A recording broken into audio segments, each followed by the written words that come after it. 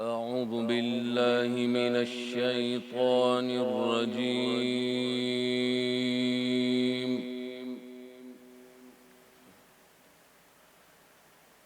بسم الله الرحمن الرحيم.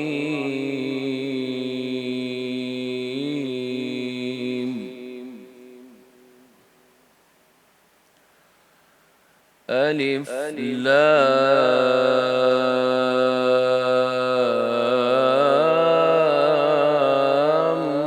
ميم.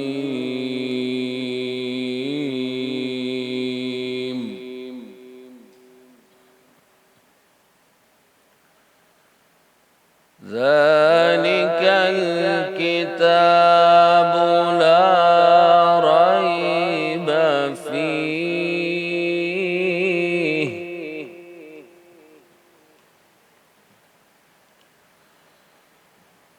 ذلك الكتاب لا ريب فيه هدى للمتقين.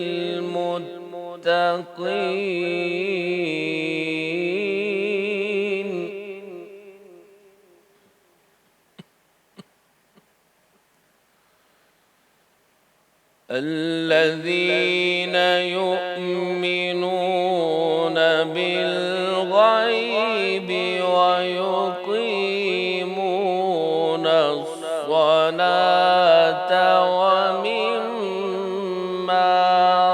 رزقناهم ينفقون.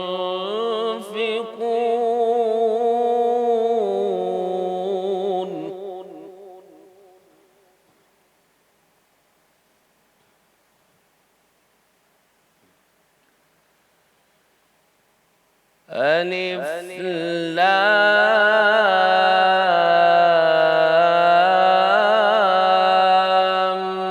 ميم.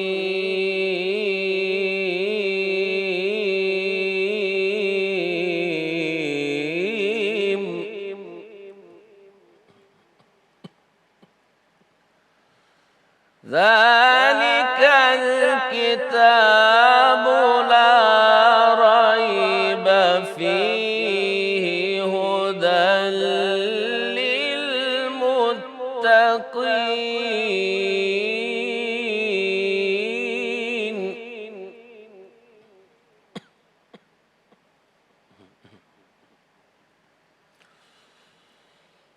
الذين يؤمنون بالغيب ويقيمون الصلاة ومما رزقناهم ينفقون.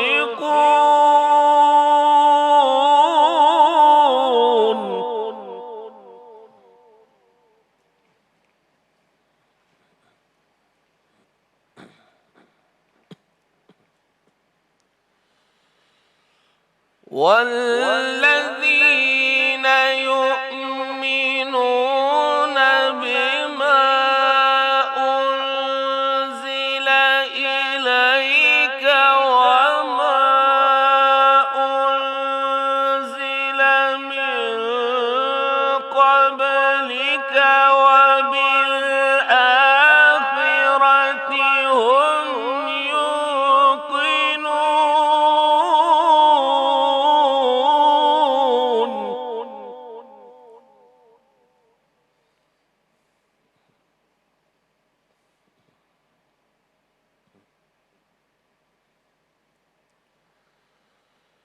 الذين يؤمنون بالغيب ويقيمون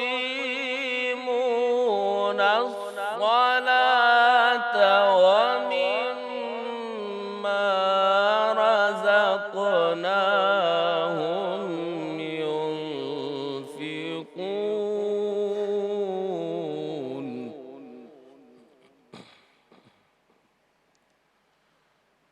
والذين يؤمنون بما أنزل إليك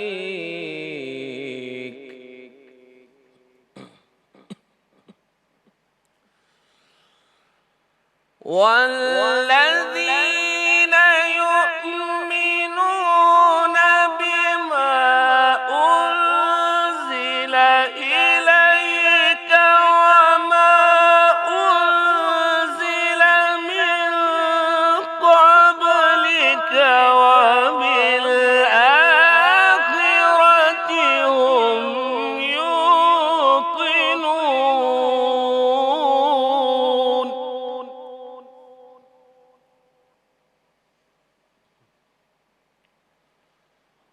وبالآخرة هم يوقنون.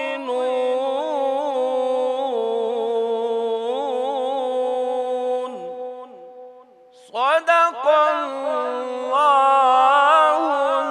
العظيم. ماشاء اللہ سبحان اللہ. ملک کے ممتاز قاری جناب قاری سہیل نظام صاحب تلاوت کلام پاک سے ہمارے قلوب کو منور فرما رہے تھے. پناہ مانگتا ہوں میں اللہ کی شیطان مردود کی شر سے، اللہ کے نام سے شروع جو بڑا مہربان نہایت رحم فرمانے والا ہے. الف لام میم، یہ کتاب قرآن مجید، اس میں کوئی شک نہیں کہ یہ کلام خدا ہے. خدا سے ڈرنے والوں کے لیے رہنما ہے جو غیب پر ایمان لاتے ہیں، ادب کے ساتھ نماز قائم کرتے ہیں، اور جو کچھ ہم نے انہیں عطا فرمایا ہے اللہ کی راہ میں خرچ کرتے ہیں. جو کتاب ہم نے آپ پر اتاری اس پر ایمان لاتے ہیں، اور ان پر بھی جو اس سے پہلے اتاری سب پر ایمان لاتے ہیں، آخرت پر یقین رکھتے ہیں. صدق اللہ العظیم. الحمدللہ رب العالمین والصلاة والسلام علی سید الانبیاء والمرسلین. اللہم صلی علی سیدنا و مولانا محمد وعلی آلہ واصحابہ وبارک وسلم وصلی علیہ. دنیا کے تمام دیکھنے والوں کو، تمام چاہنے والوں کو، تمام پیار کرنے والوں کو، اور جہاں جہاں تک اس وقت میری آواز کو سنا اور مجھے دیکھا جا رہا ہے، جنید اقبال کی جانب سے انتہائی محبت کے ساتھ السلام علیکم. ایک بار پھر ناظرین، پی ٹی وی ہوم کی خصوصی سحری کی نشریات کے ساتھ 1447 ہجری سن 2026 میں میں ہوں آپ کا میزبان جنید اقبال. آج انشاءاللہ ہم اللہ کے فضل سے اپنی 24ویں سحری کریں گے. یعنی اب یوں کہہ لیجئے کہ جہنم سے جو نجات کا اشرا ہے وہ اپنے وسط تک تقریباً پہنچ چکا ہے اور آہستگی کے ساتھ آگے بڑھ رہا ہے. ناظرین، میں آج آپ سے انتہائی دست بستہ کچھ گزارشات کرنا چاہتا ہوں ناظرین، اور وہ گزارشات ایسی ہیں کہ بظاہر تو آپ کو بہت روٹین کی بات لگے، بہت شاید ہو سکتا ہے عامیانہ سی بات لگے، لیکن یہ بات اتنی عام نہیں ہے جتنی عام ہم سمجھتے ہیں. یہ بات بظاہر تو عام ہے لیکن انتہائی اہم ہے.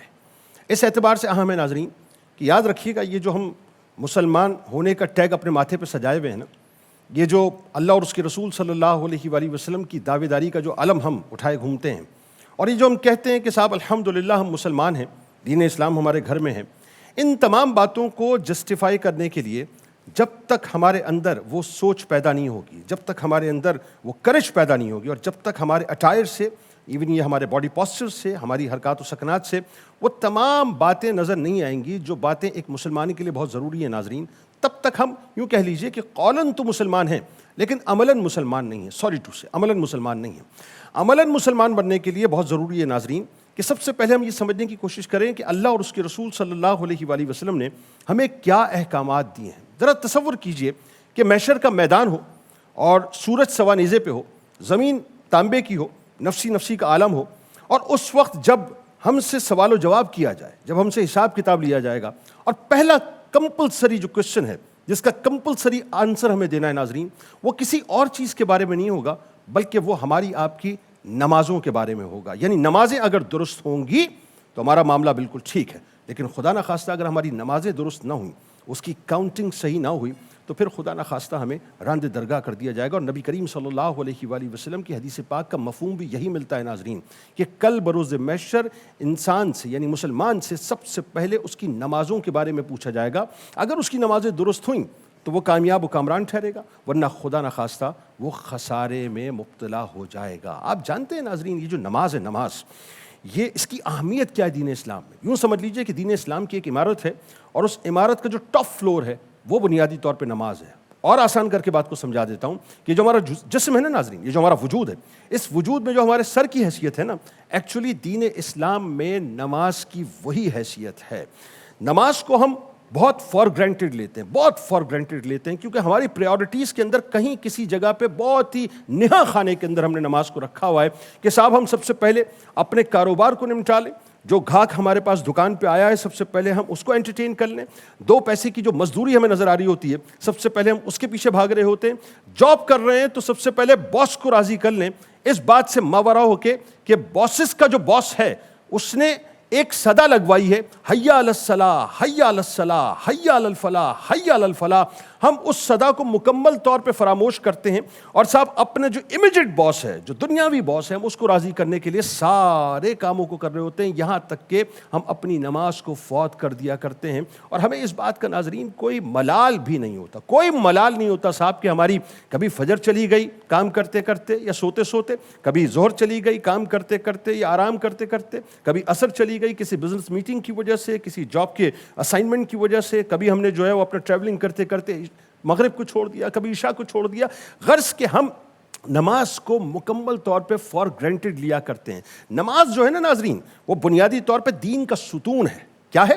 دین کا ستون. جیسے یوں کہہ لیجئے کہ میں اس وقت یہ پروگرام کر رہا ہوں اور آپ مجھے دیکھ رہے ہیں، یہ جو بلڈنگ ہے، جس بلڈنگ کے اندر یہ سیٹ لگا ہوا ہے ناظرین، یہ ستونوں پر کھڑا ہوا ہے. اگر ان ستونوں کو ہم ادھر ادھر کر دیں، ہلا دیں، تو یہ بلڈنگ مکمل طور پہ گر جائے گی، ختم ہو جائے گی، زمین بوس ہو جائے گی. اسی طرح سے ناظرین ذہن میں رکھیے گا، دین اسلام کا جو ستون ہے وہ نماز ہے بنیادی طور پہ. اگر آپ اس ستون کو مائنس کر دیں گے تو خدا نخواستہ آپ اپنے دین کی جو عمارت ہے اس کو مکمل طور پہ زمین بوس کر دیں گے. نماز مومن کی معراج ہے، معراج. اور معراج جو ہے ناظرین، یہ احادیث کے مفاہیم میں ملتا ہے ہمیں. اور معراج اس طرح سے ہے، آپ ذرا سوچئے کہ جس وقت ایک بندہ بشر اللہ کی بارگاہ میں اس کی وحدانیت کا اقرار کرتے ہوئے، اس کی طاقت کا، اس کی قوت کا، اس کی للہیت کا اقرار کرتے ہوئے جب اس کی بارگاہ میں سر بسجود ہوتا ہے، تو یہ جو ماتھا ہے نا، ماتھا جس ماتھے پر انسان کو بڑا ناز ہوتا ہے کہ میں پوری دنیا کو اپنے اس برین سے چلاتا ہوں، پوری دنیا کو اپنے اس برین سے کنٹرول کرتا ہوں، ہر شخص جو ہے میری فنگر ٹپس پہ موجود ہے، میری بڑی پی آر ہے، میری بڑی طاقت ہے. انسان اپنے وجود کی طاقت، انسان اپنی پی آر کی طاقت، انسان اپنے برین کی طاقت کو اللہ کی بارگاہ میں مکمل طور پہ سرنڈر کر کے اس بات کا اقرار کرتا ہے کہ اللہ اکبر، بے شک تو ہی کبیر ہے، تو ہی بڑا ہے، تیری ہی ذات ہے، میں کچھ بھی نہیں ہوں. یعنی مومن کی معراج یہ ہے کہ وہ اپنے ماتھے کو اللہ کی بارگاہ میں رگڑ دے، اپنی ناک کو اللہ کی بارگاہ میں رگڑ دے. جس وقت وہ اپنے ماتھے کو اللہ کی بارگاہ میں رکھتا ہے اور اپنی ناک کو اللہ کی بارگاہ میں رگڑتا ہے ناظرین، دراصل وہ اس کی معراج ہوتی ہے اور اسی لمحے وہ اپنی معراج کو پہنچتا ہے.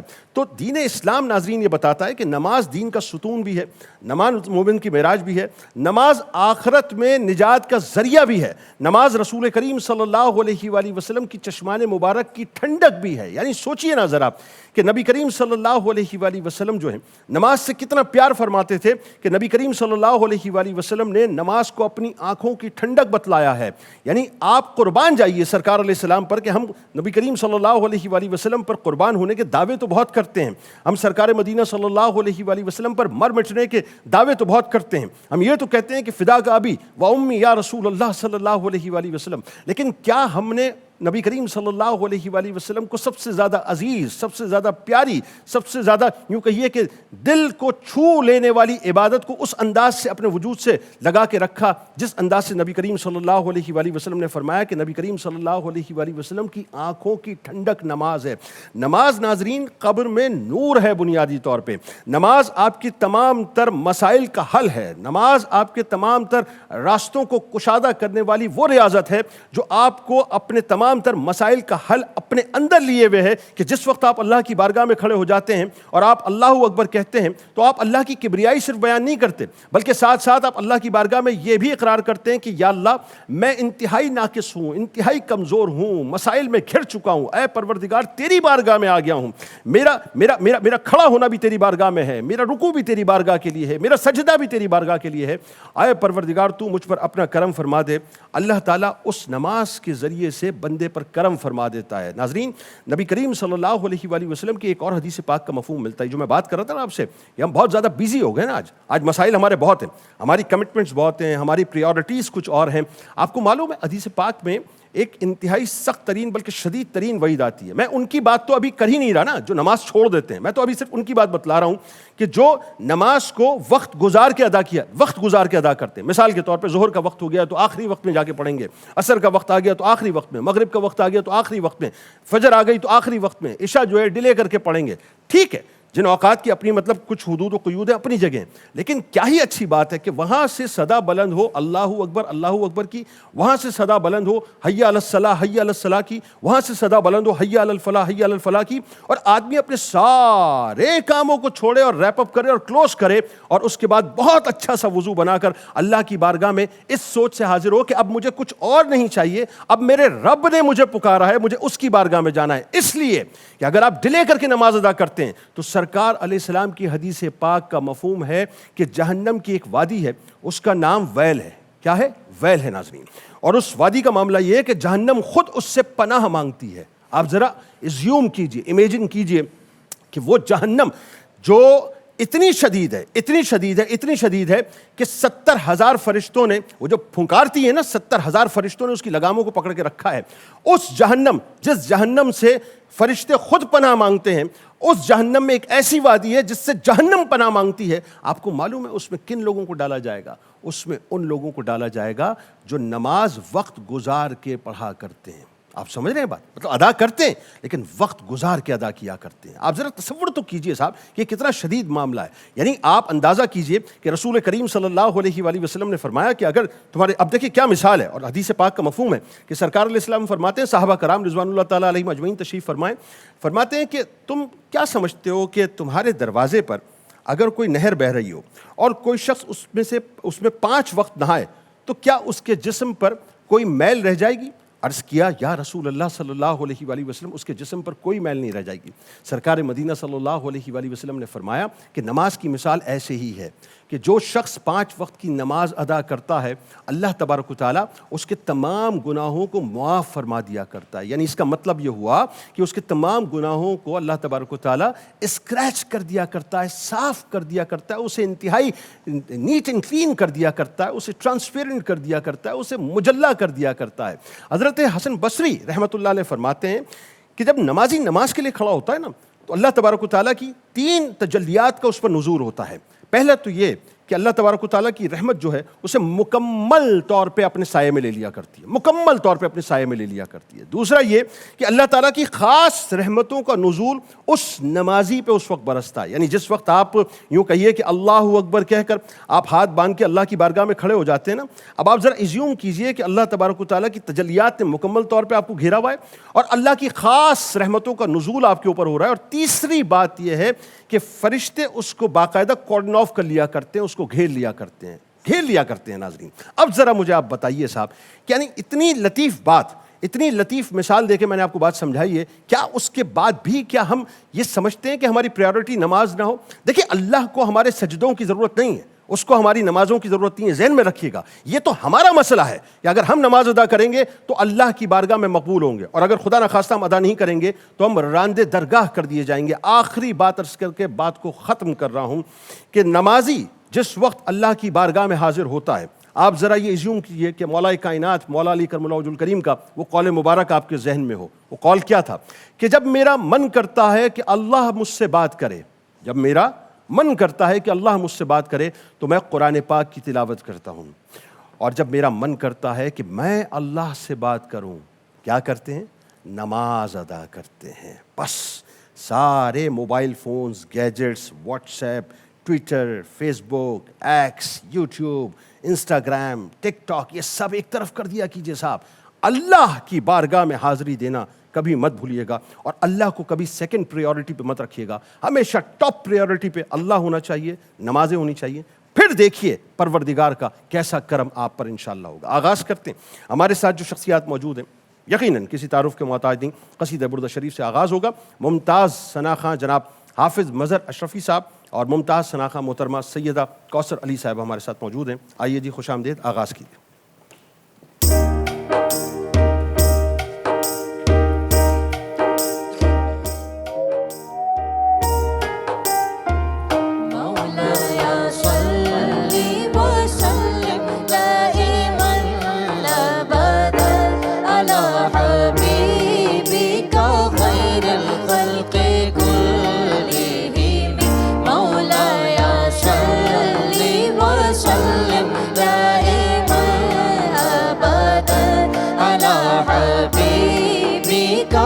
خير الخلق كلهم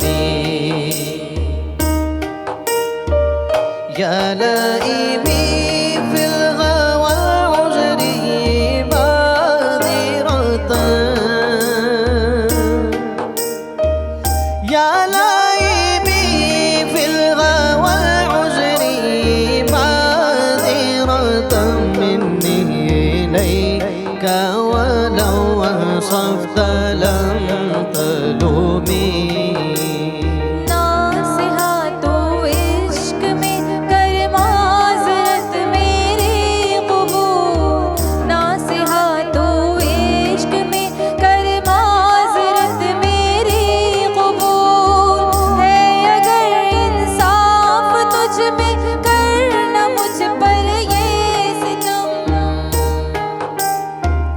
مولاي صل وسلم دائما أبدا على حبيبك خير الخلق كلهم عددك حالي على سري بمستدير عددك حالي على سري بمستدير عن البشاة ولا داعي بمنحسمي اب تو واقف ہو چکے اغیار بھی تیرے سوا اب تو واقف ہو چکے اغیار بھی تیرے سوا درد میرا ہو نہیں سکتا کسی صورت سے کم مولاي صل وسلم دائما أبدا على حبيبك خير الخلق كلهم وأثبت الوجد خطي عبرات وظنا وأثبت الوجد خطي عبرات وظنا مثل البهار على قطيك والعنم خط اشکر لاغری نے عشق ثابت کر دیا خط اشکر لاغری نے عشق ثابت کر دیا زرد گل کی طرح رخساروں پہ مانندنم